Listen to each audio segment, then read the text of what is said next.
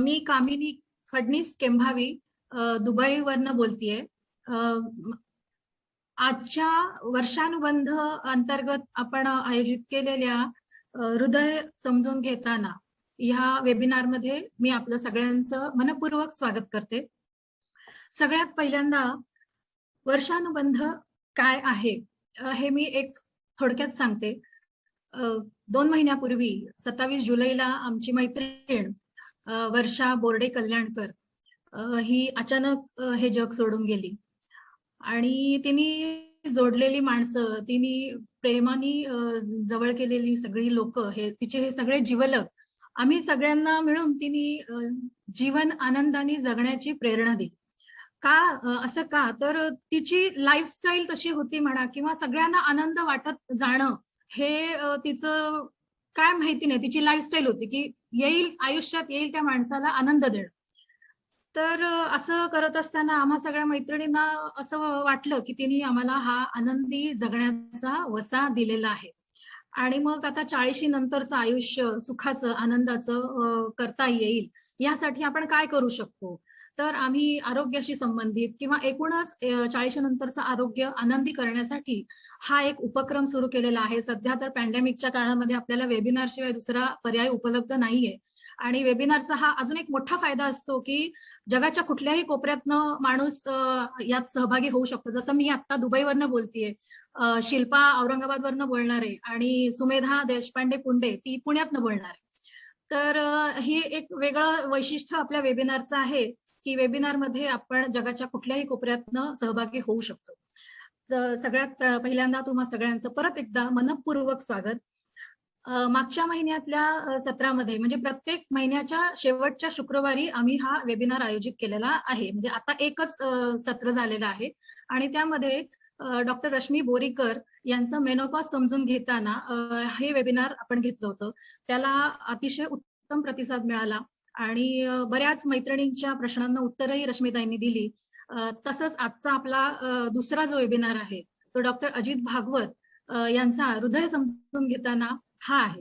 तर मी आता आणखीन प्रस्तावनेला म्हणजे नमनाला घडाभर तेल न घालता आपली मैत्रीण डॉक्टर शिल्पा भाले हिच्याकडे हँडओव्हर करते आणि तिला डॉक्टरांची ओळख करून देण्याची विनंती करते.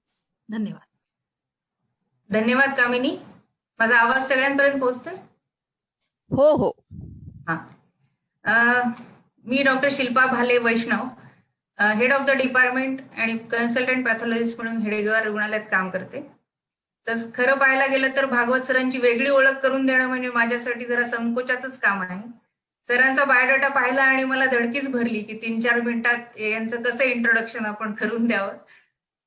पण त्यातल्या त्यात मी त्यांचे सगळे पॉइंट्स कव्हर होतील असा आजच्या याच्यात प्रयत्न करते. डॉक्टर अजित भागवत सर हे प्रसिद्ध हृदयरोग तज्ञ, MD, DM, FACC, FESC, FSCAI, FISC, FCSI एवढ्या. ते diplomate of American board of internal medicine आणि diplomate of American board of cardiovascular disease आहेत. सध्या ते औरंगाबाद येथे कमलनयन बजाज हॉस्पिटलचे कॅथलॅबचे डायरेक्टर आहेत आणि इंटरव्हेन्शनल कार्डिओलॉजिस्ट म्हणून कार्यरत आहेत. त्यांचे 12वी पर्यंतचे शिक्षण हे नागपूरला झाले आहे आणि MBBS हे गव्हर्नमेंट मेडिकल कॉलेज औरंगाबाद येथून केले आहे. त्यांनी पोस्ट डॉक्टरल ट्रेनिंग देखील गव्हर्नमेंट मेडिकल कॉलेज औरंगाबाद येथे केले आहे. त्यानंतर 1992 ते 94 sir Cincinnati hospital, Cincinnati USA येथेही होते. तसंच सरांनी 2 फेलोशिप केलेले आहेत. Fellow in cardiology Nair hospital and Topiwala national medical college Mumbai येथे सर 4 वर्ष होते. त्यानंतर fellow in cardiology and chief fellow in cardiology university of Cincinnati hospital USA येथेही सर 3 वर्षांपेक्षा जास्त कार्यकाळ होते. त्यांनी नायर हॉस्पिटल आणि टोपीवाला नॅशनल कॉलेज मुंबईला सहयोगी प्राध्यापक या पदावर देखील काम केले आहे.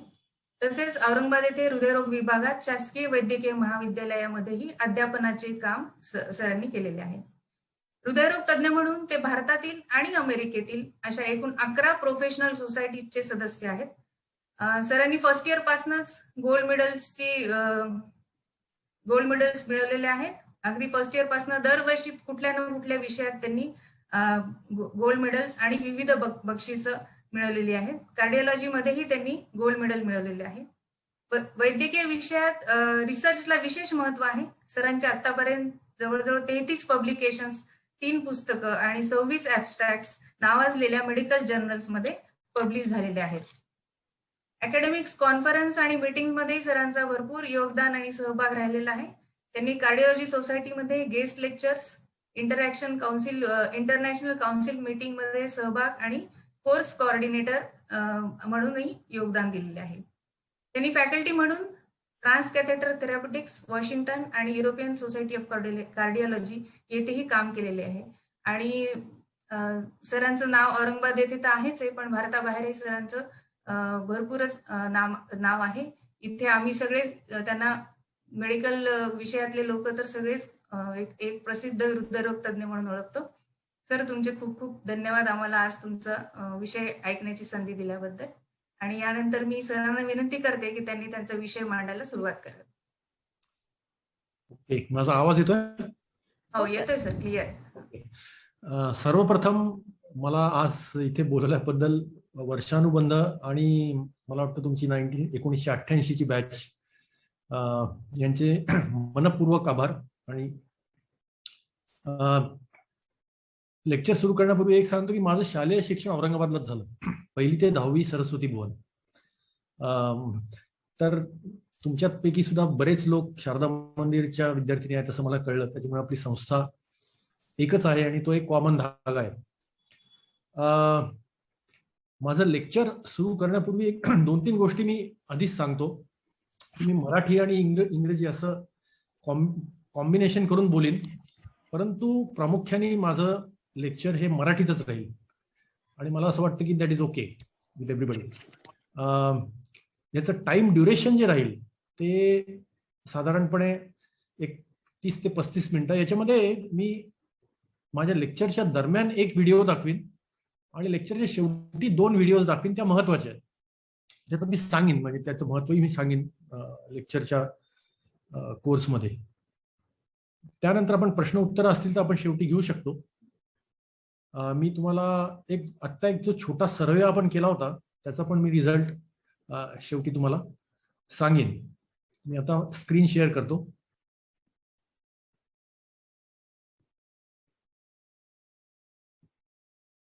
माझी स्लाइड दिसते? Yes sir. तर आज मी हार्ट डिसीज आणि सडन डेथ या विषयावर बोलणार आहे. तुमची मैत्रीण वर्षा बोर्डे कल्याणकर ही गेली त्या दिवशी, त्याच्यानंतर 1-2-3 दिवसांनीच मला ते ऍक्च्युली ही बातमी कळली.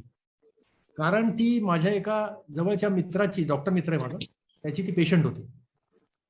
मी तिला ओळखत नव्हतो, पण असं अचानक अकाली निधन झाल्यामुळे तो विषय निघाला होता, त्यामुळे मला ते कळलं.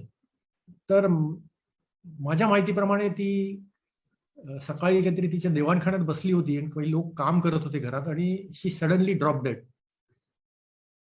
तर असं जेव्हा होतं तेव्हा आपण त्याला सडन डेथ म्हणतो, म्हणजे अकस्मात आणि अचानक जेव्हा मरण येतं त्याला आपण सडन डेथ म्हणतो. त्याचा हार्ट डिसीजशी खूपच जवळचा संबंध आहे आणि तो कसा आहे हे आपण बघू. तर मी या ईसीजी ने सुरुवात करतो. तुम्ही म्हणाला ईसीजी कसं काय, म्हणजे तुम्हाला कसं काय कळेल, पण अगदी सोपं आहे. हे वरचा जो भाग आहे, वरची स्ट्रीप, हा नॉर्मल ईसीजी आहे माणसाचा. म्हणजे पल्स साधारण 80 असते, ब्लड प्रेशर 120-80, आणि हा माणूस टीव्ही जेव्हा बघत असतो तेव्हा साधारण आपला ईसीजी नॉर्मल असा असतो.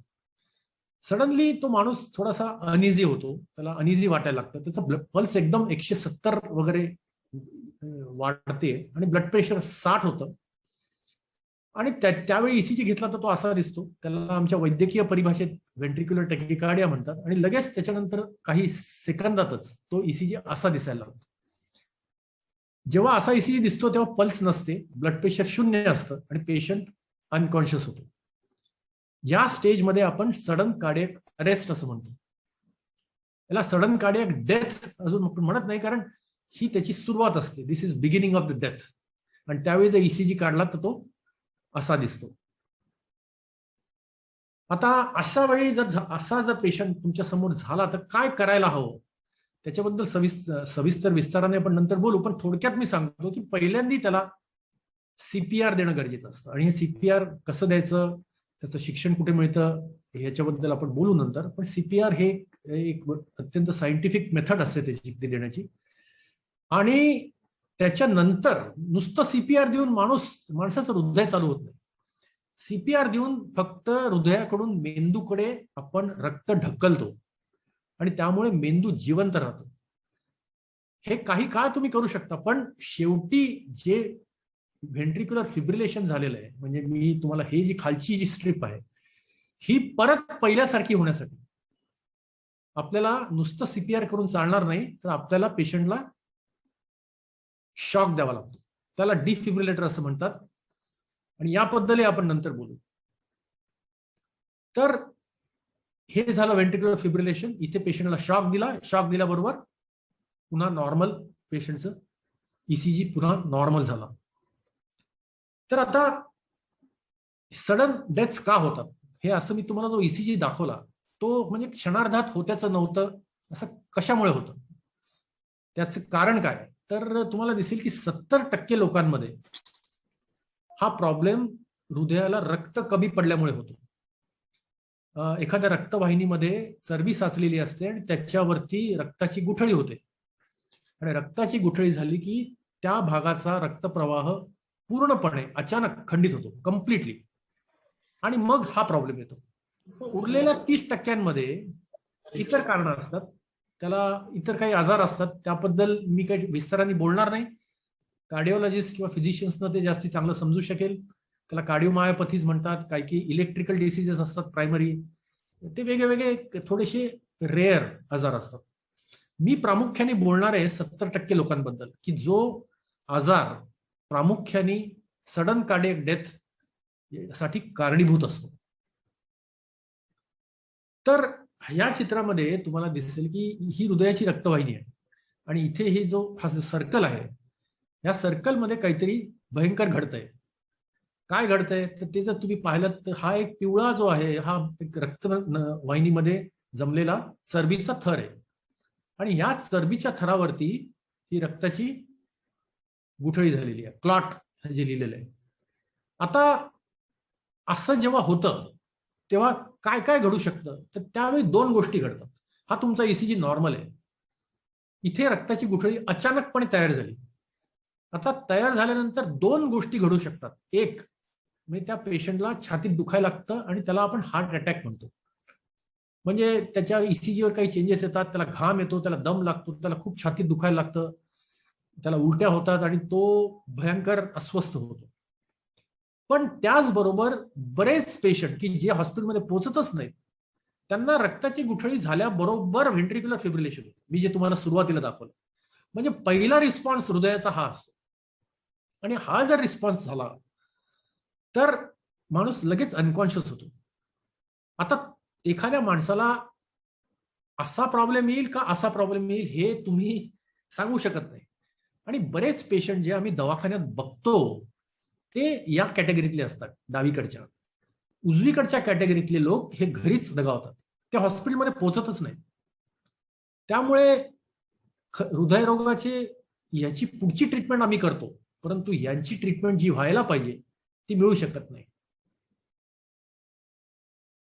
आता इथे जर कोणाला त्याला डीसी शॉक दिला कोणी तर हा ईसीजी पुन्हा असा होऊ शकतो आणि मग त्याची हार्ट अटॅकची ट्रीटमेंट आपण करू शकतो. पण प्रॉब्लेम हा असा असतो की या स्टेजला ट्रीटमेंट मिळू शकत नाही. आता मी तुम्हाला एक व्हिडिओ बघा, छोटा आहे.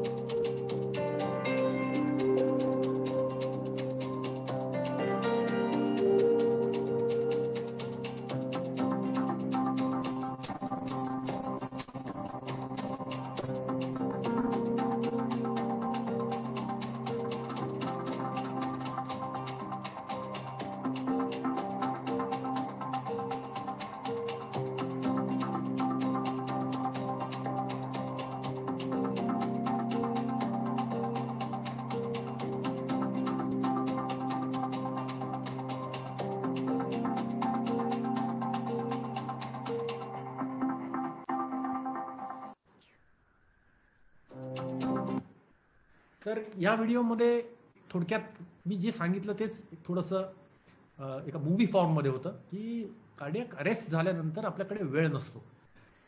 जर काही मिनिटात जर ट्रीटमेंट मिळाली नाही तर मेंदूला इजा होते आणि मग तुम्ही जगण्याचे चान्सेस जवळजवळ 0 होतात.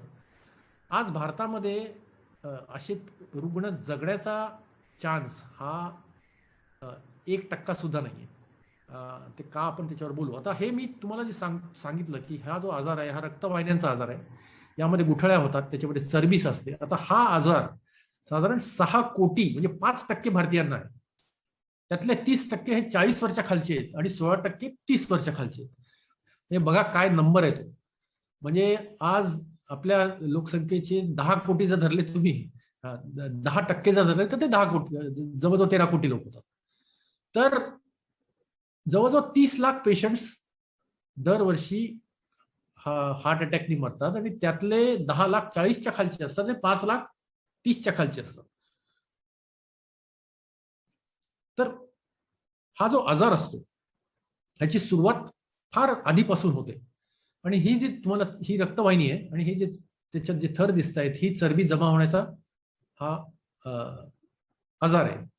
आता हळूहळू ही चरबी जमा होते आणि मग अचानकपणे जसं आपला एखादा फोड फुटतो तसं ह्याच्यामध्ये क्रॅक होतो की ज्याला आम्ही अल्सर म्हणतो. तो अल्सर झाला की त्याच्यावर रक्ताची गुठळी होते आणि रक्ताची गुठळी झाल्यानंतर ती मोठी होते आणि ती पूर्णपणे रक्तवाहिनीला बंद करते आणि पूर्ण बंद झाली की त्याला आपण एकतर हार्ट अटॅक म्हणतो किंवा या स्टेजला कार्डियक अरेस्ट होऊ शकतो. तर आता हे कशामुळे होतं, काय काय कारण आहे, त्याचे धोक्याचे घटक कुठले, हे कोणाला होतो हा आजार, का सगळ्यांनाच होत असतो? तर थोड्याफार प्रमाणात तुम्हाला असं म्हणता येईल की वयाप्रमाणे जर तुम्ही 80-90 वर्षाच्या लोकांचे जर हार्ट बघितलं तर बऱ्याचशा लोकांना ही हार्टमध्ये हा आजार दिसून येईल. परंतु असा घातक आजार हा पुरुषांमध्ये जास्ती कॉमन आहे आणि पोस्ट मेनोपॉझल बायकांमध्ये जास्त आहे. म्हणजे मेनोपॉज झाल्यानंतर याचं प्रमाण वाढतं. मेनोपॉजच्या आधी जे हार्मोन्स असतात शरीरात त्यामुळे थोडं प्रोटेक्शन मिळत असतं. ते प्रोटेक्शन गेल्यानंतर हा आजार बायकांमध्ये दिसतो.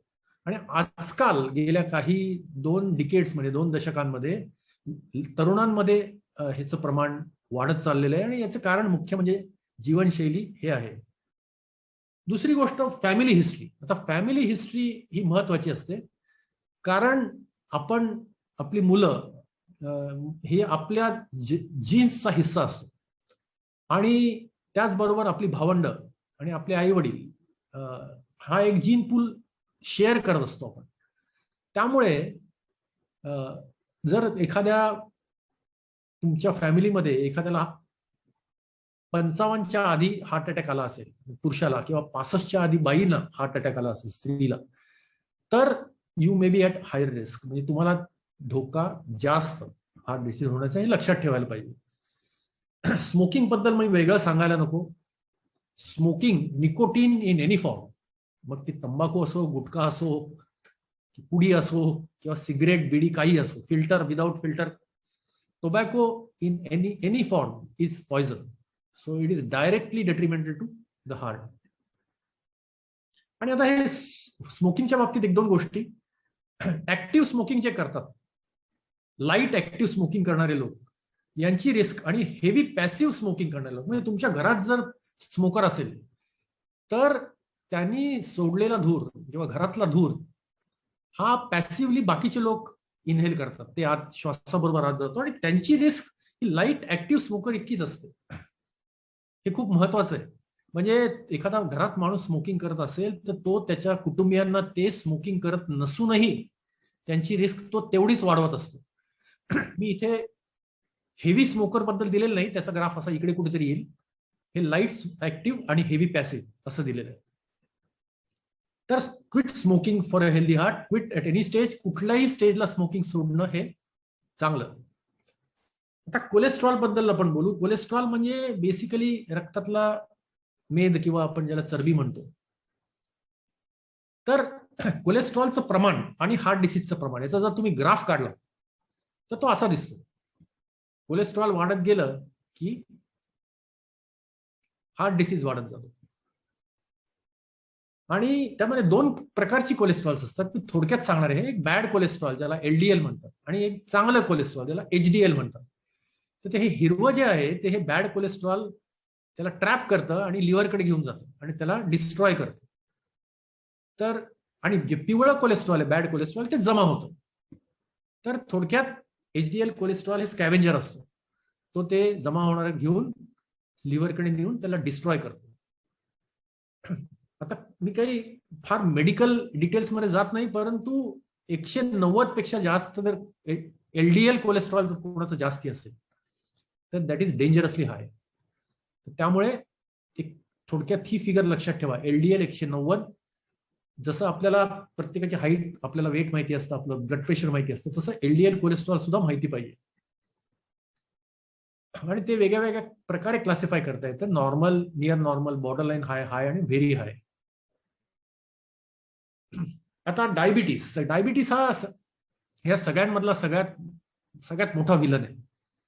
कारण डायबिटीस आणि ब्लड प्रेशर हे 2 मुलांना मी सायलेंट किलर्स म्हणतो. म्हणजे त्यांना डायबिटीस असलेल्या लोकांना किंवा ब्लड प्रेशर असलेल्या लोकांना बऱ्याच वेळा कळतच नाही आपल्याला आजार आहे. त्यांना आम्ही सायलेंट किलर्स म्हणतो. कारण ते तुमचं शरीर आतून पोखरत असतात, परंतु तुम्हाला त्याची जाणीव न होऊ देतात. त्यामुळे डायबिटीस आपल्याला आहे की नाही हे जाणून घेणं हे प्रत्येकाचं काम आहे. पर्टिक्युलरली ज्यांच्याकडे कुटुंबामध्ये डायबिटीस आहे त्यांनी आणि इतरांनी सुद्धा हे माहिती करून घेणं खूप. मध्ये वॉर्निंग साईन्स ज्या येतात डायबिटीसच्या, म्हणजे extreme thirst, blurry vision, friction, unusual fatigue आणि अनएक्सप्लेन वेट लॉस या त्याच्या सायन्स आहेत. याच्यावर लक्ष ठेवावं. पण रिगार्डलेस ऑफ दिस माझ्या मते प्रत्येकाने आपल्याला डायबिटीस आहे की नाही हे एकदा तरी तपासून घ्यायला हवं. डायबिटीसमुळे डोळ्यांवरती परिणाम होतो, हार्टवरती परिणाम होतो, किडनी डिसीज आणि आपल्या ज्या नर्व्स असतात ज्याच्यामुळे संवेदना इकडून तिकडे शरीरात प्रसरतात त्यांच्यावरती सुद्धा डायरेक्ट परिणाम असतो. आता तुम्ही जर पाहिलं हा अमेरिकेतला डेटा आहे, परंतु तुम्हाला क्लिअरली दिसून येईल की निळे हे डायबिटीस असलेले लोक आहेत आणि पिवळे हे डायबिटीस नसलेले लोक आहेत. तर कुठलाही हार्ट डिसीज असो, पुरुषांमध्ये किंवा स्त्रीमध्ये डायबिटीस तुम्हाला असेल तर त्याचं प्रमाण तिप्पट असतं. सरळ सरळ डायबिटीस नसलेल्यांपेक्षा हे प्रमाण तिप्पट असतं. मग तुमच्या लक्षात येईल की डायबिटीस हा किती धोकादायक असा फॅक्टर आहे. आता ओबेसिटी, लठ्ठपणा, यावर तुम्हाला आपण खूप वाचतो, याच्यावर मीडियामध्ये आणि सगळ्याच प्रकारच्या मीडियामध्ये नेहमी छापून येत असतं. आणि ओबेसिटी हा एक फार मोठा जागतिक प्रॉब्लेम झालेला आहे. आपल्याच देशात नाही, हा परदेशामध्ये तर त्याहून मोठा प्रॉब्लेम झालेला आहे. Length of your life is inversely proportional to the length of your belt असं म्हणतात.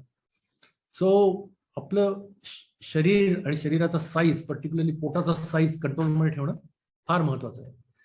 तर याच्यासाठी बैठी जीवनशैली हा एक मोठा प्रॉब्लेम आहे आणि एक्सरसाइज न करणं हा दुसरा प्रॉब्लेम आहे. तर आपल्याला काय 2-3 गोष्टी माहिती पाहिजेत. एक म्हणजे बीएमआय, प्रत्येकाचा आपल्याला स्वतःचा किती माहिती पाहिजे. तो कसा कॅल्क्युलेट करतात, तर वजन किलोग्रॅम मध्ये divided by square of height in metres. म्हणजे वजन जर 90 असेल आणि हाईट जर 180 असेल तर 90 भागिले 1.8 चा स्क्वेअर म्हणजे तुमचा बीएमआय येतो.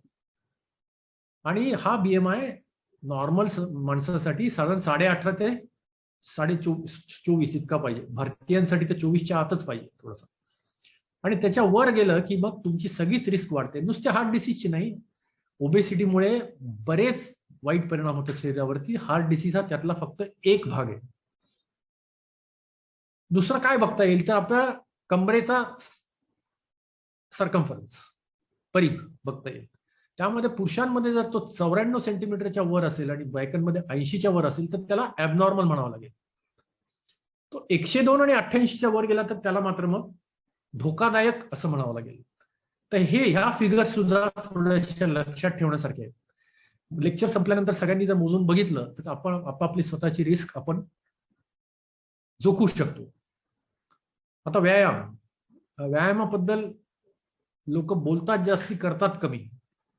आणि व्यायाम कुठल्याही प्रकारचा असो आणि कुठल्याही अमाऊंट मध्ये असो, क्वांटिटीमध्ये असो, त्याचा फायदा होतोच होतो. वजन जरी कमी झालं नाही आणि व्यायाम केला तुम्ही तरी सुद्धा त्याचा वेगळा फायदा असतो. बरेच पेशंट माझ्याकडे येतात, म्हणतात मी व्यायाम करतो, माझं वजन कमी होत नाही, मग मला फायदा कसा होणार? तर ते तसं नाहीये. वजन जरी कमी नाही झालं, तुम्ही व्यायाम करत असला तरी त्याचा फायदा नक्कीच होतो आणि त्याची रिस्क खूप सबस्टॅन्शियली कमी होते. तुम्ही जेवढा जास्त व्यायाम चांगल्या प्रकारे कराल तेवढा तुम्हाला फायदा जास्त. आणि त्याच्या काही स्टँडर्ड गाईडलाईन्स आहेत. त्याच्या प्रमाणात जर तुम्ही केलं तर तुम्हाला number of years of life gain हे जर तुम्ही बघितलं तर तुम्ही 100% रेकमेंडेशन प्रमाणे काम केलं तर तुम्हाला 3 ते 3.5 वर्ष एक्स्ट्रा लाईफ मिळू शकतं. आणि तुम्ही जितकं जास्ती व्यायाम कराल तेवढी ती वर्ष थोडी थोडी वाढतात. व्यायाम म्हणजे करायचा म्हणजे असं करू नये, the doctor told my husband to double his physical activity so now he changes TV channels with both hands. हे कार्टून आहे. तर व्यायाम हा योग्य सल्ला घेऊन करावा. त्यामध्ये स्ट्रेंथ, एन्ड्युरन्स आणि फ्लेक्सिबिलिटी या तिन्ही गोष्टींकडे लक्ष द्यायला हवं. शेवटी मी काही टॉप 15 हेल्दी फूड आयटम, हा फार कॉमन प्रश्न पेशंट्स विचारतात म्हणून मी याबद्दल बोलणार आहे. तर काही आयटम्स सांगतो मी. एक म्हणजे दही, बेदाणे, सिरियल्स, बीन्स, याचे काही ही सगळी healthy foods, standard healthy foods समजली जातात. नॉनव्हेज मला माहित नाही, जे लोक नॉनव्हेज खातात, फिश खातात, त्यांच्यासाठी फिश हा खूप हेल्दी समजला जातो हार्टसाठी. बदाम, चॉकलेट, त्याच्यामध्ये खूप फ्लॅव्हेनॉइड्स असतात. डार्क चॉकलेट मी म्हणतो, मिल्क चॉकलेट नाही. टोमॅटो, ऍपल, हे ऍपल तर apple a day keeps doctor away ही म्हण आहेच, तुम्हाला माहितीच आहे सगळ्यांना. बेरीज, सगळ्या प्रकारच्या बेरीज चांगल्या असतात, त्याच्याने HDL वाढतं, ब्लड प्रेशर कमी होतं. डाळिंब सुद्धा हार्टसाठी खूप चांगलं. केळ्यामध्ये पोटॅशियम असतं. म्हणजे फळं तुम्ही इन जनरल सगळीच चांगली असतात. तुम्हाला आश्चर्य वाटेल की पॉपकॉर्न हे सुद्धा याच कॅटेगरीत येतं. त्याच्यात पॉलिफिनॉल्स असतात, त्याचा हार्टला फायदा असतो, फक्त ते फार त्याच्यात तेल किंवा तूप असू नये. ग्रीन टी आणि रेड वाईन, रेड वाईन मध्ये फ्लॅव्हेनॉइड्स खूप असतात. तुम्ही कुठलंही फळ जे लाल किंवा काळं असतं त्याची साल, त्यामध्ये फ्लॅव्हेनॉइड्स असतात आणि ते हार्टसाठी चांगले असतात. ही एक इम्पॉर्टंट स्लाइड आहे, महत्वाची स्लाइड आहे. याच्यामध्ये मेडिटेरेनियन डाएट आहे, त्याचे हे इन्ग्रेडियंट्स आहेत. तर त्यामध्ये olive oil, red wine, dry fruits आणि फिश याचं कॉम्बिनेशन होतं. आणि हा एक वैज्ञानिक अभ्यास झालेला आहे, सायंटिफिक स्टडी झालेला आहे आणि हा पब्लिश झालेला आहे. आणि त्यांचं असं लक्षात आलं की हे 4 घटक ज्यांच्या जेवणात होते त्यांना हृदयरोगाचं प्रमाण होण्याचं प्रमाण खूपच कमी झालं होतं. म्हणजे हा स्टडी त्यांना प्रिमॅच्युअरली बंद करावा लागला, इतका फायदा त्यांना दिसून आला. तर हे एक लक्षात ठेवण्यासारखं कॉम्बिनेशन आहे.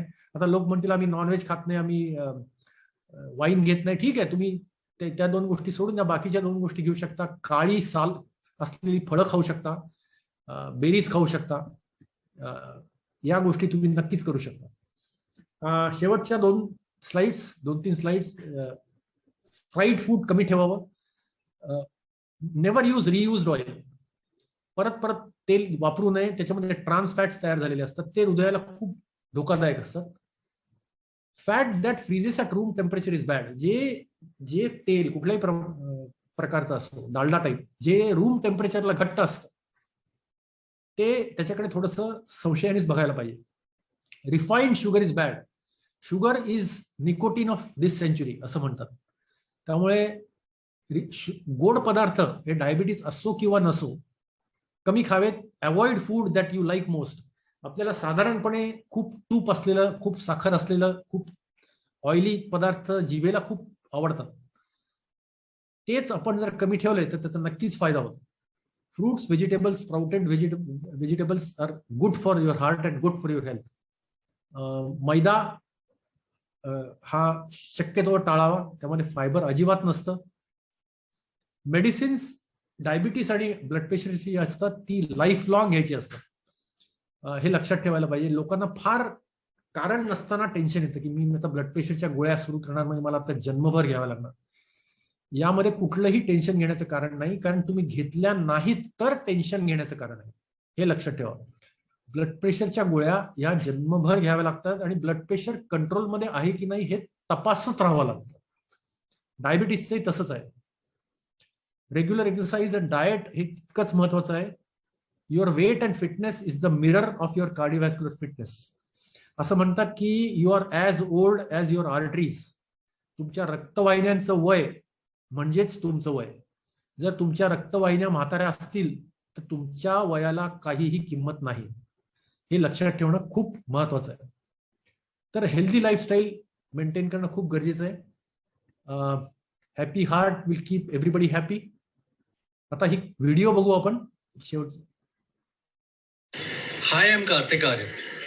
Life is fragile and precious, and cardiac arrest is the leading cause of sudden death across all age groups.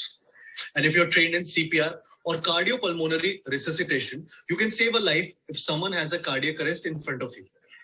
Learn this life-saving skill with the hour-long online workshops being conducted by iCare, an initiative of cardiologists who have seen too many deaths that may have been prevented. It's time for us to step up and get active in our own communities. We can, and we'll soon be at par with the countries where almost everyone over the age of 15 knows CPR. Let's do this together. Register for this free workshop with iCare and become a responsible citizen.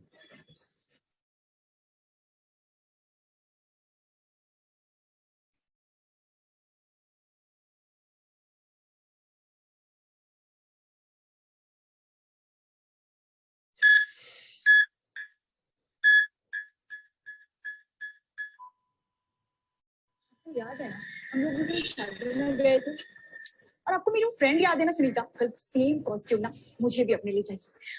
Uncle याद है आपको मैंने बोला uncle uncle uncle please help me please help me. चलो देखते हैं. Uncle please आप ambulance को call करेंगे.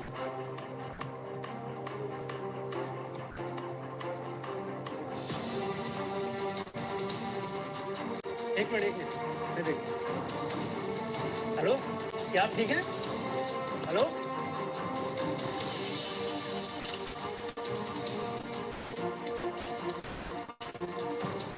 इनको कार्डियक अरेस्ट हुआ है. आप जाके 100 मशीन लेकर आइए, तब तक मैं इनको हार्ट मसाज देता हूँ.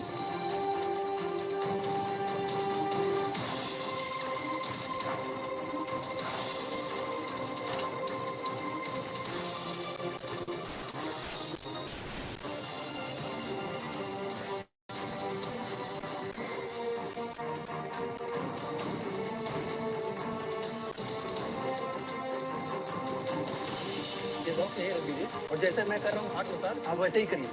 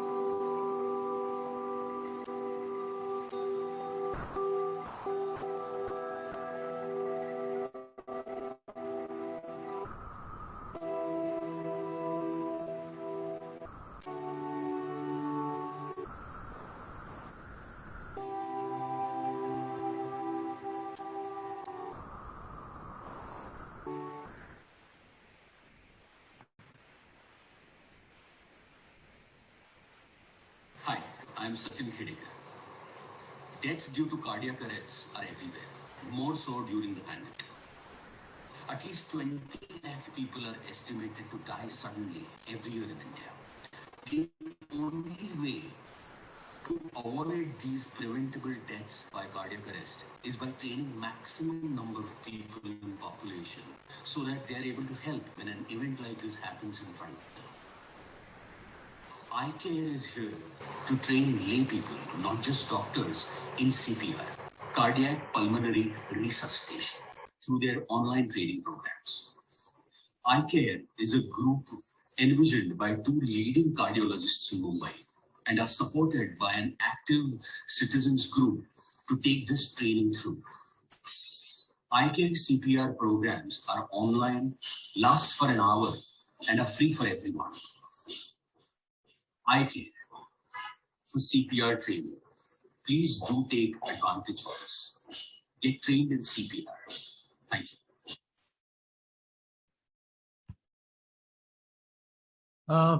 तर ही एक सडन डेथ आणि सीपीआर बद्दलची फिल्म होती आणि एक ऍक्च्युअल जो माणूस सर्व्हाइव्ह झाला सडन डेथचा त्याची एक ही व्हिडिओ आहे, ती सुद्धा एक छोटी व्हिडिओ आहे, तुम्हाला शेअर करतो.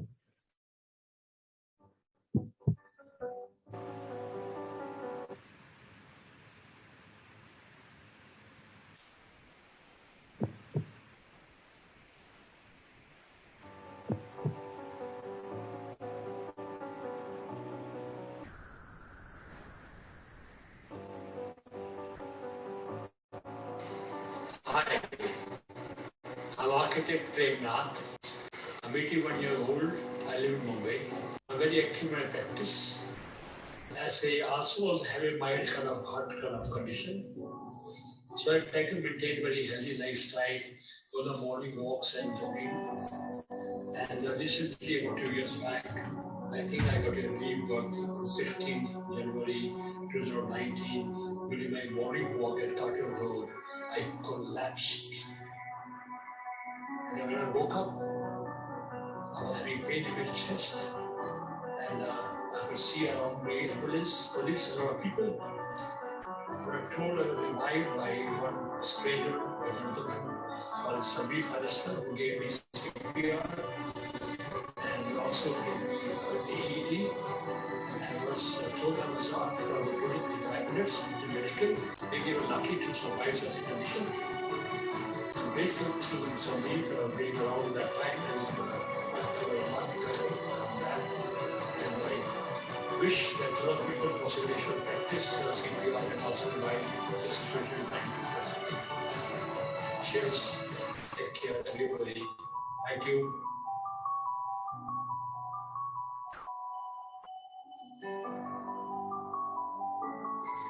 I request and urge everybody to go for the CPR training. Either at iCare, which trains people for free, or any other institute of their choice. It's very important for you to learn CPR, as you could be able to save somebody's life in the future. Thank you very much. I'm Dr. Yash Lokhandwala, cardiologist and rhythm specialist. Every year, almost 20 lakh people in India are victims of sudden cardiac arrest. Majority of these people die outside the hospital, and therefore it is very important that we all learn CPR. If you learn CPR, that is cardiopulmonary resuscitation, you are likely to be able to save someone's life and help bring down the deaths because of sudden cardiac arrest in our country.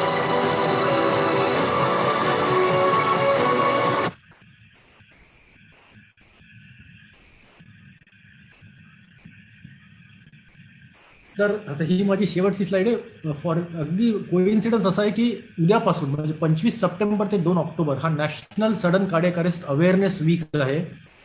Maharashtra government उद्या त्याचं official उद्घाटन करणार आहे, announcement उद्या होईल. ज्यांना सीपीआरचं training free घ्यायचं असेल तर त्यांच्यासाठी मी एक QR कोड उद्या तुमच्या ग्रुपवरती शेअर करीन, तर तुम्ही त्याच्यासाठी फ्री रजिस्टर करून ते शिकू शकता. तर आता मी इथेच थांबतो. आपल्याला जर काही चर्चा करायची असेल, काही प्रश्न असतील तर आपण बोलू. मी त्या मी आता स्क्रीन शेअर करणं थोडं स्टॉप करतो. धन्यवाद सर. आपल्या सहभागी झालेल्या श्रोत्यांपैकी कोणाला काही प्रश्न विचारायचे असतील तर विचारू शकता. त्याच्यानंतर एक फीडबॅक फॉर्म शुभश्रीनी क्रिएट केलेला आहे, तो सुद्धा भरून देणं अपेक्षित आहे तुम्ही सगळ्यांनी. आणि आता आपण सरांना प्रश्न जर विचारायचे असतील तर त्या सेशनला सुरू करूया. प्रश्न मी पहिल्यांदा विचारला तर चालणार असेल तर मी विचारते. चालेल. आणि चॅटबॉक्स मध्ये सुद्धा प्रश्न टाकू शकतो तुम्ही, आपल्याला चॅटबॉक्स बघता येईल. कामिनी, एकच मिनिट घेते, 1 मिनिट घेते.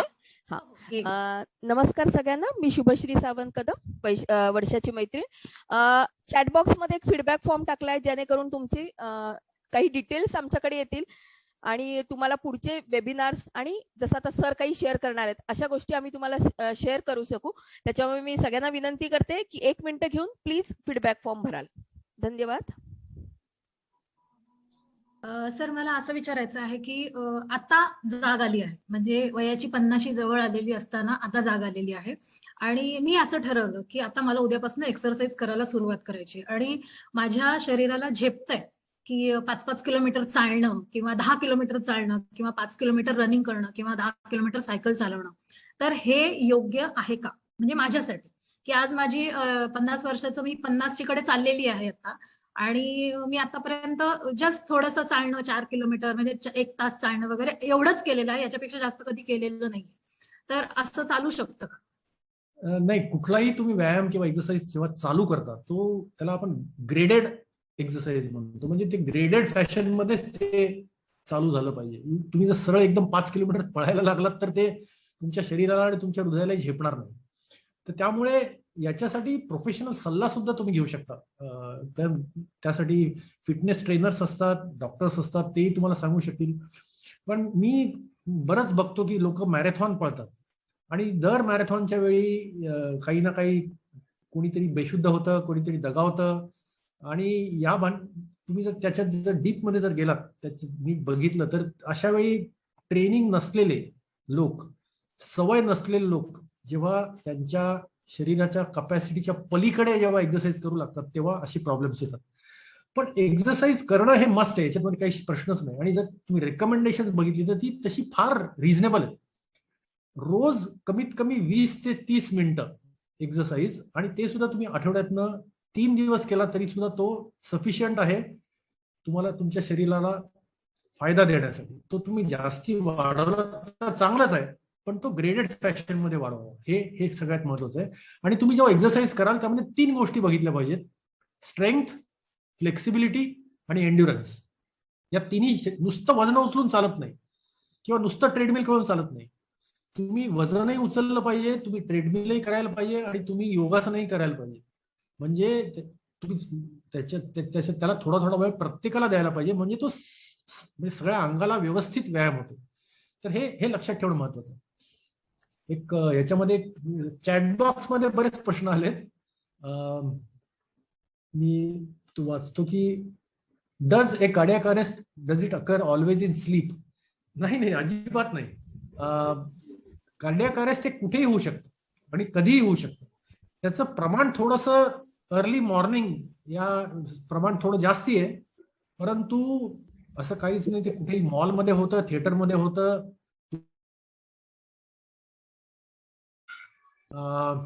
त्याच्यानंतर मी यामध्ये ट्रीटमेंट बद्दल मुद्दामच काही बोललेलो नाही, कारण तो एक वेगळा विषय आहे. हार्ट डिसीज आणि हार्ट डिसीजची ट्रीटमेंट हा कम्प्लिटली वेगळा विषय आहे.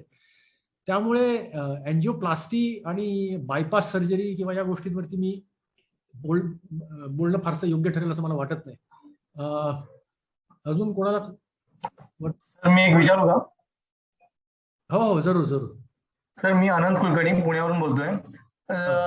मला विचारायचं की हे जे ब्लड मध्ये जे आपले फॅट जमा होतात ते प्रिव्हेन्शन हे एक भाग आहे, परंतु झालेलं ते कमी कसं करता येईल? जर काही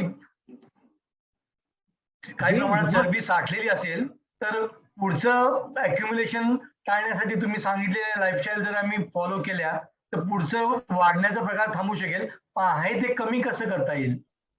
नाही, याच्यामध्ये दोन गोष्टी आहेत. आता ऑलरेडी जे जमा झालेलं आहे ते आपण ते जमा झालेलं आहे, दॅट इज युअर मिळकत आहे तुमची ती. आता ह्याच्यामध्ये दोन गोष्टी आहेत, दोन गोष्टी बघाव्या लागतात. एक म्हणजे तुम्ही म्हणलात तसं हे कमी कसं करता येईल, आणि दुसरं याच्यावर रक्ताचा क्लॉट होणार नाही हे कसं बघता येईल. हे दोन गोष्टी आहेत. तर हे कमी म्हणजे आज 70% ब्लॉक होतो आणि उद्या तो नाहीसा झाला असं फार क्वचित होतं, असं होत नाही. परंतु त्यामध्ये थोडाफार फरक तुमच्या लाईफस्टाईलनी आणि औषधांनी थोडं रिग्रेशन हे दाखवून दिलेलं आहे. म्हणजे 70%चा तो 60% येऊ शकतो, परंतु नाहीसा होणार नाही, एक गोष्ट. आणि दुसरं, आता अशी खूप चांगली औषधं निघाली की ज्याच्यामुळे स्टेबिलायझेशन ऑफ प्लाक होतं. म्हणजे तो त्याच्यामध्ये अल्सर होत नाही आणि क्लॉट तयार होत नाही, त्याचं प्रमाण कमी होतं, होत नाही म्हणण्यापेक्षा. तर त्याच्यासाठी काय गोष्ट, तर त्याच्यासाठी औषधं आणि लाईफस्टाईल, तुमचं ब्लड प्रेशर कंट्रोलमध्ये ठेवणं, तुमचं डायबिटीज कंट्रोलमध्ये ठेवणं, वजन कंट्रोलमध्ये ठेवणं, कोलेस्ट्रॉलसाठी गोळी घेणं, या सगळ्या गोष्टींमुळे तो प्लाक स्टेबल राहतो, तो फुटत नाही आणि त्यामुळे तुमचं आयुष्यमान वाढतं. तर तुमच्या प्रश्नाचं थोडक्यात हे उत्तर आहे. सर, मी वर्षा शिराडोणकर देशपांडे मुंबईवरून बोलतेय. मला एक विचारायचं होतं की आपण युजली कसं सगळ्या टेस्ट वगैरे ब्लड टेस्ट असं आपण म्हणजे करतो फ्रिक्वेंटली काही असेल तर, पण हार्टशी रिलेटेड आपण असं काही झाल्याशिवाय असं काही केलं जात नाही. तर काही प्रिकॉशन्स म्हणून आपण काही करू शकतो का हे असं काही? हा थोडासा चांगला प्रश्न आहे खूपच, आणि खूप जण विचारतात सुद्धा. पण याच्यामध्ये कसं आहे की कोणी हार्टची तपासणी करून घ्यावी. जनरली आपण सगळे ब्लडच्या तपासणी करतो, बरोबर, शुगर बघतो, कोलेस्ट्रॉल बघतो, पण त्याच्याबरोबर आपण स्वतःचं वजनही बघायला पाहिजे, ब्लड प्रेशरही बघायला पाहिजे डॉक्टरकडे जाऊन, आणि आपली लाईफस्टाईलही बघायला पाहिजे. आता तुम्हाला असं काहीच त्रास नसेल आणि तुम्हाला यापैकी कुठलाच आजार नाहीये असं तुम्ही धरून चाला, की तुम्हाला काहीच नाही, तुम्हाला ब्लड प्रेशर नाही, शुगर नाही, तुम्ही स्मोक करत नाही, तुम्ही एक्सरसाइज करतात, तुम्ही फार अत्यंत आदर्श व्यक्ती आहात असं धरून चाला, आणि तुमच्या फॅमिलीमध्ये सुद्धा हार्ट डिसीज नाही. आता हे कॉम्बिनेशन जरी रेअर असलं तरी सुद्धा अशा लोकांनी ब्लड टेस्ट करून तिथे थांबणं इज क्वाईट ऑल राईट. पण काही तपासण्या ज्या असतात, फॉर एक्झाम्पल स्ट्रेस टेस्ट करणं म्हणजे ट्रेडमिल टेस्ट, किंवा इकोकार्डिओग्राफी ज्याला हार्टचा इको म्हणतात, किंवा त्याच्या पुढे जाऊन अँजिओग्राफी किंवा सीटी स्कॅन हार्टचा, या ज्या तपासण्या आहेत या डॉक्टरच्या सल्ल्याशिवाय करू नये. आणि let the doctor decide whether you need it or not. त्यामुळे आपण आपल्या हातात फक्त चांगली जीवनशैली ठेवणं आणि म्हणजे सगळंच आलं त्याच्यात रेग्युलर एक्सरसाइज, चांगल्या सवयी, वजन आणि डाएट, एक्सरसाइज, या सगळ्या गोष्टी हे ठेवायचं. आणि काही जर त्रास होत असेल तर तुम्ही डॉक्टरकडे जाऊ शकता. तुम्हाला त्रास नसतानाही तुम्ही डॉक्टरकडे जाऊ शकता, की मला I want to just know what is my risk, and a good doctor should be able to tell you what is your risk. आजकाल त्याच्यासाठी बरेच स्टॅटिस्टिकल मॉडेल्स आहेत, म्हणजे ते टाकले की तुम्हाला सांगते की तुम्हाला 10 वर्षात हार्ट डिसीज होण्याचा रिस्क इतके टक्के आहे. असं सुद्धा. तर ज्यांचा रिस्क, ज्यांच्यामध्ये ही रिस्क साधारण 10 वर्षात 10% वर आहे, त्यांनी थोडंसं जास्ती काळजी घेणं गरजेचं असतं. आणि हे नोमोग्राम तुम्हाला ऍक्च्युली ऑनलाईन पण मिळते, म्हणजे तुम्ही सुद्धा घरी करू शकता. ते फक्त होतं काय की मनाने, म्हणजे तुम्ही म्हणालात की म्हणजे हे हेरिडिटरी असतं. सॉरी, तुम्ही म्हणालात की हे म्हणजे हेरिडिटरी असू शकतं, तर त्याच्यासाठी काही प्रिकॉशन्स काही आहेत का, म्हणजे घ्यायला पाहिजे असं काही? कसं आहे, हा हेरिडिटी म्हणजे आपले आई वडील आपण निवडू शकत नाही अनफॉर्च्युनेटली, आणि त्यामुळे आपल्या जीन्स आपण निवडलेल्या नसतात. पण आता नव्या वैज्ञानिक नवं ज्या प्रकारे विज्ञान पुढे जाते त्यावरनं एक लक्षात येते की जरी तुमच्या जीन्सचं फंक्शन हे कम्प्लिटली तुमच्या हातात नसलं तरी काही प्रमाणात ते तुम्ही कंट्रोल करू शकता. आणि ह्या सायन्सला एपिजेनेटिक्स असं म्हणतात. म्हणजे तुमची जनुक, म्हणजे आपण असं नाही म्हणू शकत की माझे जीन्स वाईट आहेत, मी काय करणार, मी काही करू शकत नाही. It's not true. You can do certain things which can control the function of your genes to some extent, not 100%, to some extent. आणि त्यामुळे ते सुद्धा ज्यांना स्ट्रॉंग फॅमिली हिस्ट्री आहे त्यांनी चांगली जीवनशैली पाळणं हे फार महत्वाचं आहे, कारण त्यांचे जीन्स जरी बदलले नाहीत तरी ते जीन्सचं फंक्शन बदलू शकतं.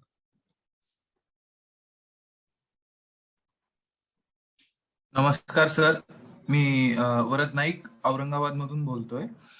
सर, मला एक काउंटर करायचं होतं तुमचं स्टेटमेंट की तुम्ही म्हणालात की डायबिटीसच्या गोळ्या नेहमी घ्याव्या लागतात.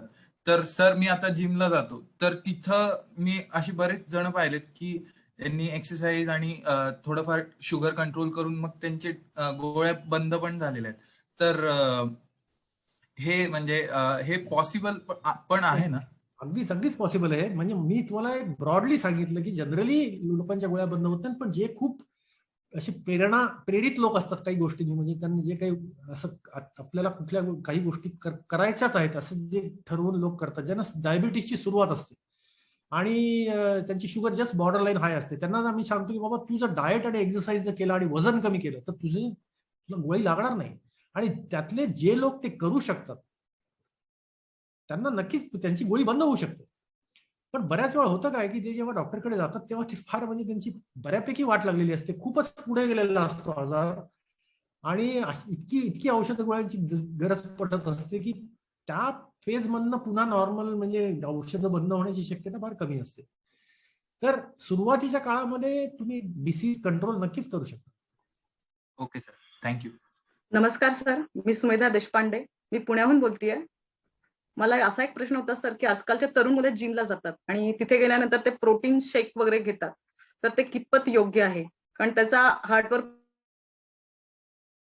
परिणाम होतो असं मी ऐकलंय. हो बरोबर आहे. मी आत्ताच गेल्या 2 आठवड्यापूर्वी एबीपी माझावर माझं एक या प्रोटीन या विषयावरच एक छोटंसं लेक्चर झालं होतं, इंटरव्ह्यू होता तो. त्यामध्ये हा प्रश्न विचारला गेला होता की प्रोटीन्स आणि काय असतं हे प्रोटीन खाणं, हे प्रोटीनची आपल्याला गरज असते कुठल्याही माणसाला आणि त्याची गरज हे वजनाप्रमाणे असते. 1 ग्रॅम पर किलो, म्हणजे 60 किलोचा माणूस असेल त्याला 60 ग्रॅम प्रोटीन लागतं आणि आपल्या व्हेजिटेरियन डाएट मधनं 60 ग्रॅम प्रोटीन मिळणं हे खूप अवघड असतं. तुम्ही मोजून बघा, तुम्ही व्हेजिटेरियन असाल तर मोजून बघा, तुमचं प्रोटीन हे 20-25 ग्रॅमच्या वर जाणार नाही. मग काय करायचं? तर मग तुम्ही अंडी खाता, मग तुम्ही नॉन व्हेजिटेरियन फूड खाता, तरी सुद्धा कधी कधी आपण तिथपर्यंत पोहोचू शकत नाही. मग तुम्ही प्रोटीन पावडर मागवता. आता तुम्ही जोपर्यंत रेकमेंडेड डेली अलाउन्स घेताय, म्हणजे जे रेकमेंड 1 ग्रॅम पर किलो पर्यंत प्रोटीन घेताय तोपर्यंत काही प्रॉब्लेम नाही. प्रॉब्लेम कुठे येतो?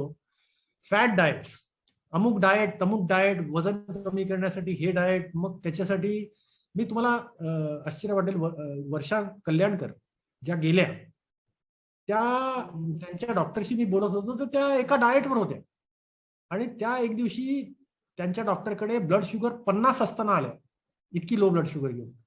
तर सांगण्याचा मुद्दा काय आहे की तुम्ही ही फॅट डाएट्स 2च लोक वापरतात, ज्यांना झपाट्याने वजन कमी करायचं असतं किंवा ज्यांना बॉडी बिल्डिंग करायचं असतं.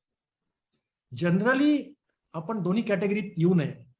झपाट्याने वजन करणं हे डेंजरस असतं आणि त्यामुळे तुम्ही जर हाय प्रोटीन कंटेंट ज्याच्यात असतं तशी डाएट घेतली तर त्याच्यामुळे 2 प्रॉब्लेम येऊ शकतात. एक प्रॉब्लेम म्हणजे ज्यांना किडनीचा विकार आहे थोडाफार, त्यांची किडनी झपाट्याने खलास होऊ शकते. त्याच्यामुळे किडनीच्या रुग्णांनी हाय प्रोटीन खाऊ नये. तुमचं किडनी फंक्शन नॉर्मल आहे याची खात्री करून घ्यावी. आणि खूप हाय प्रोटीन असेल तर त्याचा काही प्रमाणात हृदयावर सुद्धा वाईट परिणाम होतो.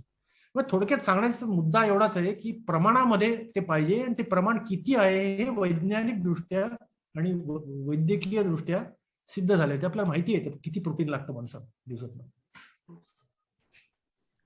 व्यवहारे सरनी हँड रेज केलेला आहे. विजय व्यवहारे सर, हॅलो, तुम्हाला प्रश्न विचारायचा आहे का? विजय व्यवहारे. नमस्कार सर, मी नम्रता रामदासी औरंगाबादहून बोलतेय. बोला. मला 2 प्रश्न विचारायचे होते ऍक्च्युली की जर फॅमिलीमध्ये हिस्ट्री असेल, फॉर एक्झाम्पल कोलेस्ट्रॉलची, तर टॅबलेट्स म्हणजे सुरू करणं मॅन्डेटरी आहे का? आणि दुसरा प्रश्न म्हणजे आता जनरली आपण टेस्ट करतो की अॅन्युअली वगैरे किंवा 6 मंथ्स चेकअप करतो, पण इन बिटवीन आपल्याला जर मॉनिटर करायचं असेल आपली हार्ट हेल्थ जनरलीच घरीच्या घरी की ओके, तर आपण काय करू? पहिला प्रश्न कोलेस्ट्रॉलचा आहे. तर कोलेस्ट्रॉल साठी एका ठराविक मर्यादेच्या बाहेर कोलेस्ट्रॉल असेल तर गोळ्या घ्याव्या लागतात. ते डॉक्टर ठरवतील, तुमचं आपण ते स्वतः ठरवू नये. पण डॉक्टरने जर सांगितलं की तुमचं कोलेस्ट्रॉल हाय आहे आणि तुम्हाला गोळी घ्यायला हवी तर ती घ्यावी आणि त्याच्याबरोबर डाएट एक्सरसाइज सुद्धा करावं. नुसत्या गोळीवरती विश्वास अवलंबून राहू नये, ही पहिली गोष्ट. त्यामुळे कोलेस्ट्रॉलची गोळी घेणं हे काही फार मोठी गोष्ट नाही. ब्लड प्रेशर, शुगर सारखीच आजकाल. आणि दरवर्षी तुम्ही बघाल तर जसं जसं वैद्यकीय सायन्स पुढे जात आहे तसं तसं असं लक्षात येते की जास्तीत जास्त लोकांना ही कोलेस्ट्रॉलची गोळी घेण्याचा फायदा होतो. म्हणजे त्याचा जो कट ऑफ आहे, त्याचा जो थ्रेशोल्ड आहे तो खाली खाली येतोय. तर ते महत्वाचं आहे. आणि दुसरं, तुमचा जो प्रश्न आहे की तुम्हाला मध्ये मध्ये असं वाटलं की बाबा तुम्हाला उद्या वाटलं की माझा हात तपासून घ्यायला पाहिजे, मला नाही, तसं जनरली असं होतं की समजा काही जणांनी काही महिन्यापूर्वीच अँजिओग्राफी केली होती किंवा काही महिन्यापूर्वीच टेस्ट केली होती आणि अचानकच असं झालं, तर असं होऊ नये म्हणून इन बिटवीन आपण काय करू शकतो? मी एक सांगतो तुम्हाला की टेस्ट झाल्यानंतर म्हणजे अँजिओग्राफी नॉर्मल आल्यानंतर सडनली काही झालं असं रेअरली होतं. कारण आमच्या मेडिकल सायन्समध्ये असं 100% काहीच नसतं, पण शक्यता खूप कमी असते. तरी सुद्धा काही वेळा असं शॉकिंग गोष्टी घडतात कधी कधी की काही दिवसापूर्वीच तपासणी केलेली असते, ती नॉर्मल असते आणि काहीतरी कॅटॅस्ट्रॉफिक गोष्ट घडते. तर काही गोष्टी वैद्यकीय शास्त्रात आम्हाला सुद्धा माहित नाहीये अशा गोष्टी का होतात. They are not non. May be अजून 10 वर्षानंतर 20 वर्षानंतर कळतील त्या. पण ते डोक्यात धरून आपलं मानसिक स्वास्थ्य बिघडवून घेऊ नये, हा एक महत्वाचा मुद्दा आहे. लोक खूप अँक्शियस होतात, कधी कधी डिप्रेस होऊन जातात. आजूबाजूला कोणीतरी असं काही झालं की मोठी काही पेपरमध्ये बातमी असली की दुसऱ्या दिवशी मग लोक येऊन, कोणी VIP गेला असा सडनली, फुटबॉल खेळताना गेला किंवा असं जिम मध्ये गेला की मग त्याच्यामुळे खूप लोक अँक्शियस होतात आणि मग तपासण्या वगैरे करून घेण्याचं प्रमाण वाढतं. आता हे नॅचरल ह्युमन बिहेवियर आहे. पण माझं मत असं आहे की याच्यानी अशा गोष्टींमुळे फार विचलित न होऊ देता आपलं जे आहे ते चालू ठेवावं. चांगली जीवनशैली हे सगळ्यात महत्वाचं. सर नमस्ते, मी शिवानी तावडे, औरंगाबाद. बोला. सर, मेनोपॉज मध्ये आपलं ऑलरेडी मेटाबॉलिझम स्लो झालेलं असतं आणि त्यावेळेस जर बऱ्याचदा थायरॉइड होण्याची शक्यता असते, तर थायरॉइड आणि हार्ट डिसीजचं काही रिलेशन आहे का, कनेक्शन आहे का? कारण त्या ह्याच्यामध्ये वजन पण वाढतं थायरॉइडमुळे आणि ते कंट्रोल करणं थोडंसं डिफिकल्ट जातं. पहिली गोष्ट म्हणजे थायरॉइडचं फंक्शन कमी होणं हा मेनोपॉजचा भाग नाही. पहिली गोष्ट, जर थायरॉइड कमी झाला असेल तर ते वेगळ्या कारणांमुळे झालेलं आहे, पण ते महत्वाचं आहे, हे खरं आहे. आणि थायरॉइडचं फंक्शन कमी होणं हे आम्ही बऱ्याच हृदयरोगांमध्ये बघतो, पण त्याचा संबंध मधुमेह, ब्लड प्रेशर, कोलेस्ट्रॉल याच्या इतका स्ट्रॉंग नाही. त्याच्यामुळे एखाद्याला जर थायरॉइड एखाद्याचं कमी झालेलं असेल तर आम्ही मुद्दाम त्याला हार्ट डिसीज साठी बघून घे बाबा असं म्हणत नाही. पण जर ज्याला डायबिटीज, ब्लड प्रेशर असेल आणि एखादा स्मोकिंग करत असेल तर त्याला मात्र आम्ही सांगतो की बाबा तू हे बंद कर, तुला ऑलरेडी हार्ट डिसीज झालेला असेल तू आता हे जरा बघ स्वतःकडे असं. तर थायरॉइड हा महत्वाचा इश्यू आहे, पण इतकं डायरेक्ट कोरिलेशन त्याचं नाही. Thank you sir. थँक्यू. नमस्कार सर, मी विजय व्यवहारे. बोला. हा सर, सध्या फिटनेस एक्सपर्ट असं सल्ला देतात की तुम्हाला फिटनेस करायचा असेल तर तुमचा हार्ट रेट जो आहे तो नॉर्मल हार्ट रेटच्या 1.5 टाइम्स इन्क्रीज व्हायला पाहिजे जेव्हा तुम्ही फिटनेस करतात. आणि आपण हा पण सल्ला देतो की तुम्ही 25 ते 30 मिनिटं फिरा, वॉक करा, तर त्यावेळेस तर आपला हार्ट रेट तेवढा काही वाढत नसतो. मग तुमचं काय म्हणणं सर फिटनेससाठी, specially cardio? What is basic and what is ideal याच्यामध्ये थोडा फरक आहे. म्हणजे तुम्ही आयडियल एक्सरसाइज करायला लागलात तर मग तुम्हाला ह्या सगळ्या गोष्टी बघाव्या लागतात. मग तुम्हाला स्ट्रेंथ, एन्ड्युरन्स आणि फ्लेक्सिबिलिटी या तिन्ही गोष्टींकडे लक्ष ठेवून व्यायाम करावा लागतो. आणि जेव्हा तुम्ही व्यायाम करता तेव्हा तुमचा हार्ट रेट एका ठराविक लिमिट पर्यंत नेला की त्याला चांगला व्यायाम झाला असं तुम्ही म्हणू शकता. पण आता एखादा 60 वर्षाचा माणूस आहे, त्याला ऑस्टिओआर्थरायटिस आहे, त्याचे गुडघे दुखत आहेत किंवा तो जिम मध्ये पळू शकत नाही किंवा त्याचं वजनच खूप जास्त आहे, व्हॉट एव्हर, बरोबर, देयर मेनी लिमिटेशन्स. पण याचा अर्थ असा नाही की त्यांनी व्यायाम करू नये. त्यांनी, मी जसं सांगितलं की व्यायाम कुठल्याही प्रमाणात तुम्ही करा, तुम्हाला त्याचा तुम्हाला इंडिपेंडेंटली फायदा होतो. त्याचा वजन कमी करण्याशी डायरेक्ट संबंध नाही.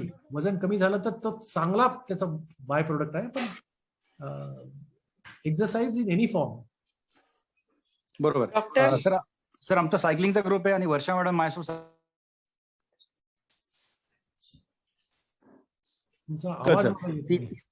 35 वर्ष वय आहेत सर. हॅलो. हा बोला. आमच्या सोबत सायकलिंग करणारे बरेचसे ना ते 35 ते 40 वर्षावरील वयोगटातले लोक आहेत सर. तर आम्ही सल्ला, तुम्हाला जर काही त्रास असेल, आधीचा असेल किंवा नसेल, फॅमिली असेल, तर तुम्ही तपासणी करून द्या. पण त्यांचं नेमकं म्हणणं असं की मला सध्या काहीच त्रास नाही, मग मी का तपासणी? नाही, माझं या ठिकाणी मी म्हणेन 35-40 म्हणजे तरी तुम्ही बऱ्यापैकी तरुण आहात, पण मी हे असं रेकलेस बिहेवियर 50 नंतरच्या लोकांमध्ये बघितलंय की कुठलंही तपास न करता, कुठलंही काही विचार न करता मॅरेथॉन पळायला जाणे. मी स्वतः माझं म्हणणं आहे की असं वेडवाकडं, आणि बरेचसे अरेस्ट पण झाले, बरेचसे लोक अरेस्ट. आणि कित्येक लोकांना मी हे सांगतो ज्यांना ते पटत नाही, ते मला वेड्यात काढतात, परंतु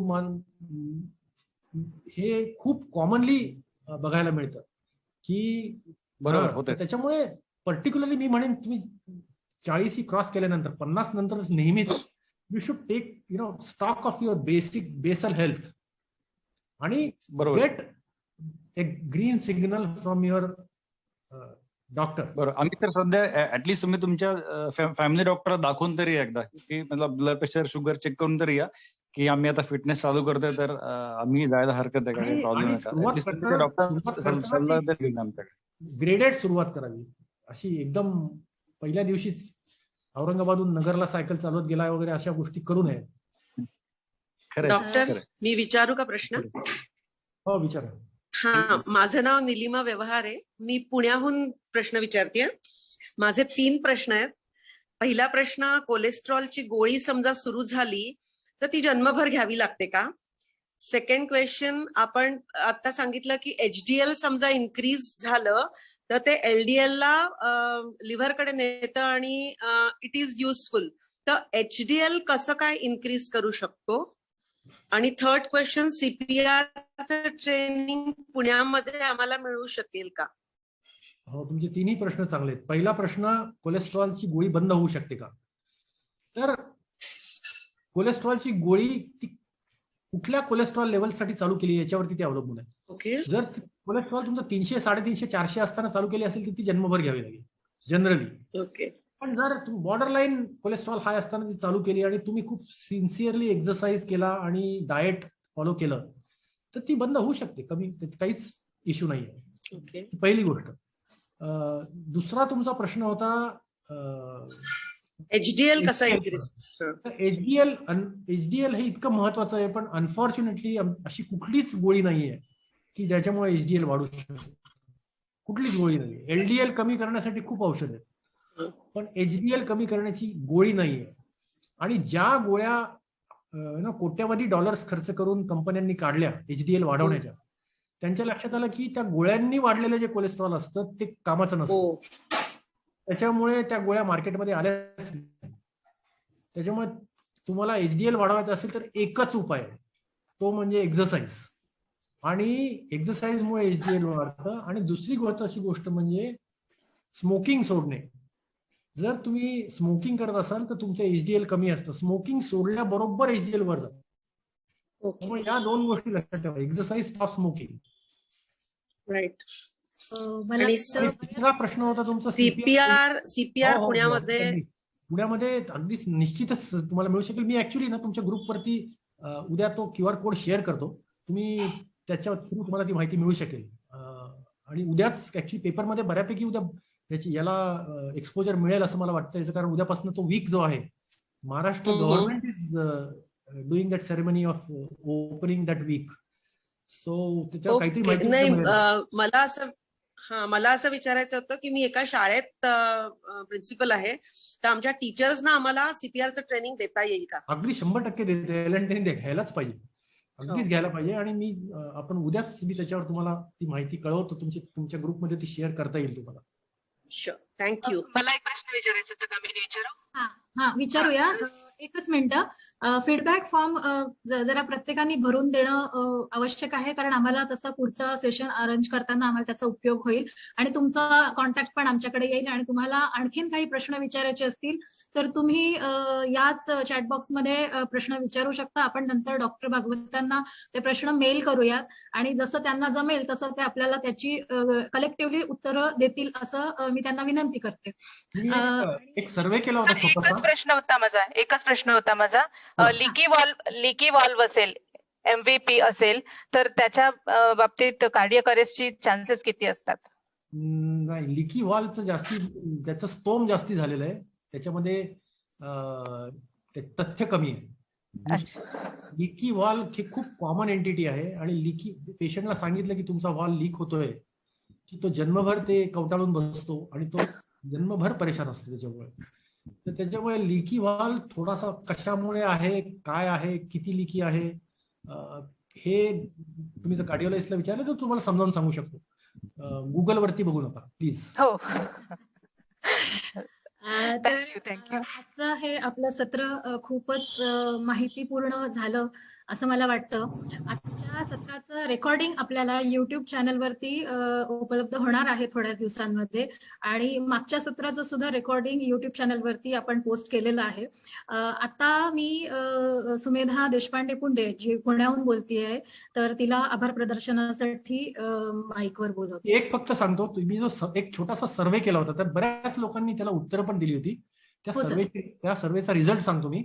हो सर. प्रश्न पहिला असा होता की आधुनिक वैद्यकशास्त्रानुसार निरोगी प्रौढांसाठी दैनंदिन हालचाल व व्यायाम यासाठी काय रेकमेंडेशन्स आहेत हे आपणास माहिती आहे काय? तर त्याच्यामध्ये 57% लोकांनी हो म्हटलेलं आहे, म्हणजे हा चांगला नंबर आहे. 57% लोकांना काहीतरी माहिती आहे त्याच्याबद्दल, पण 29% लोकांना काहीच माहिती नाहीये, 11% लोकांना सांगता येत नाहीये आणि 2-3% लोकांना थोडीफार माहिती आहे, इतकंच आहे.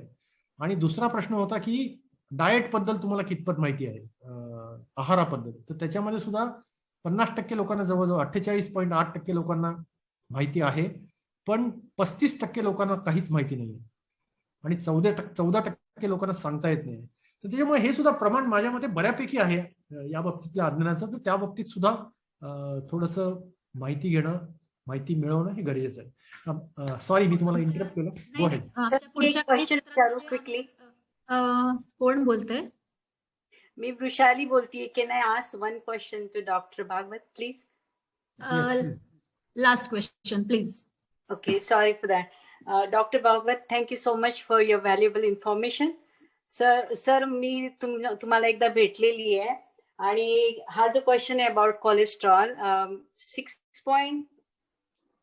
6.63 असा कोलेस्ट्रॉल होता, पण योगा आणि एक्सरसाइज केल्यामुळे तो खाली झाला, 5.17 पर्यंत आला.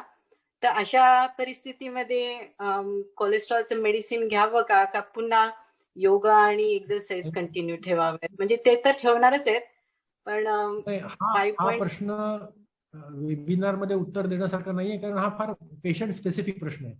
प्रत्येक लेव्हल जी असते ना प्रत्येकाची, आता हार्ट डिसीज असलेल्यांना किती कोलेस्ट्रॉल पाहिजे, ज्याची अँजिओप्लास्टी बायपास झाले त्याला किती पाहिजे, ज्याला काहीच आजार नाही त्याला किती पाहिजे. तर हे क्रायटेरिया बरेच वेगळे आहेत आणि तुम्ही जे युनिट सांगताय ते मिली मोल्स मध्ये आहे, ते युनिट मिलीग्रॅम पर्सेंटचं नाहीये, ते युनिटच वेगळं आहे. तर त्यामुळे तुम्ही हा प्रश्न तुमचा जो रेग्युलर डॉक्टर आहे त्याला भेटा, तुमची फाईल घेऊन जातो, तुमची फाईल बघून तुम्हाला उत्तर सांगेल.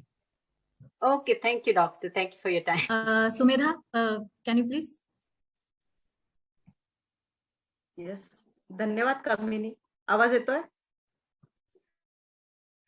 धन्यवाद कामिनी. मी सुमेधा देशपांडे पुण्याहून बोलतोय. वर्षा ही माझी बालमैत्रीण, अगदी शाळेपासूनच्या आम्ही मैत्रिणी होतो, कॉलेजमध्ये पण बरोबर होतो, लग्न झाल्यावर पण औरंगाबादमध्ये आम्ही जवळजवळच राहायचो. पण 16 वर्षापासून पुण्यात शिफ्ट झाले, पण तरी पण आमची मैत्री ही कायम होती. अगदी जवळपास 32 वर्ष आम्ही बरोबर होतो. आज वर्षाला आपल्यातून जाऊन जवळपास 2 महिने झाले, पण मला नाही वाटत असा एकही दिवस आमच्या मैत्रिणींचा असा गेला की तिची आठवण आली नाही. आज तिच्या स्मृतीप्रित्यर्थ आदरणीय डॉक्टर अजित भागवत सरांनी आपल्याला खूप मोलाचे मार्गदर्शन केले. ते ह्या क्षेत्रातील अत्यंत मला बोलताना खूप भरून येतोय, परत मला खरंच बोलल्या जात नाही, पण मी बोलायचा प्रयत्न करतेय. सॉरी, डिस्टर्ब होत झाला. हरकत नाही सुमेधा, यू मे कंटिन्यू. ते ह्या क्षेत्रातील अत्यंत तज्ञ डॉक्टर आहेत. त्यांनी बरेच महत्वाचे मुद्दे आपल्या समोर मांडले आणि त्याचा निश्चितच आम्हाला सर्वांना भविष्यामध्ये ह्याचा फायदा होईल. आणि त्यांनी तसेच सर्वांच्या शंकेचे निरसन केले, ते सदैव आपल्या स्मरणात राहतील. डॉक्टरांनी आपल्यासाठी अमूल्य वेळ दिला त्याबद्दल आम्ही सर्व मैत्रिणी त्यांच्या खूप खूप ऋणी आहोत. परत एकदा डॉक्टर अजित भागवत सरांचे मनपूर्वक आभार आमच्या सर्व मैत्रिणींकडून आणि वर्षाच्या कुटुंबियांकडून. धन्यवाद sir. Thank you so much sir.